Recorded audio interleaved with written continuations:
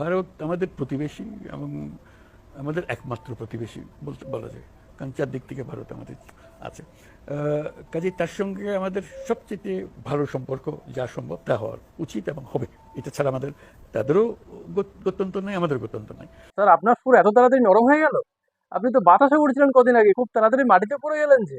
আর এরকম কথা বললে আপনার বাংলাদেশের জামাতের লোকেরা, বিএনপি লোকেরা আপনাকে দেশ ছাড়া করবে। এই সবে তো আপনি দেশে ফিরলেন, আবার দেশ ছাড়তে হবে। আপনি ভারত বিরোধিতা করছিলেন, হঠাৎ করে এরকম একটা ভাব দেখাচ্ছেন কেন? রাশিয়া 63 কোটি টাকা চেয়েছে বলে, তার সাথে গৌতম আদানিও চেয়েছে 80 কোটি টাকা। আবার এর সাথে অস্ট্রেলিয়া বলেছে বাংলাদেশে হিন্দুদের উপর অত্যাচার হচ্ছে, যদি সেগুলো বন্ধ না করা হয় তাহলে কিন্তু আমরা সমস্ত রকমের ট্রেড বন্ধ করার চিন্তা ভাবনা নেবো। তার ফলে স্যার চাপে পড়ে গেছেন আর সুর বদলে দিয়েছেন। আপনি সুর বদলালেও আপনার বিপদ, আর সুর ধরে রাখলেও বিপদ।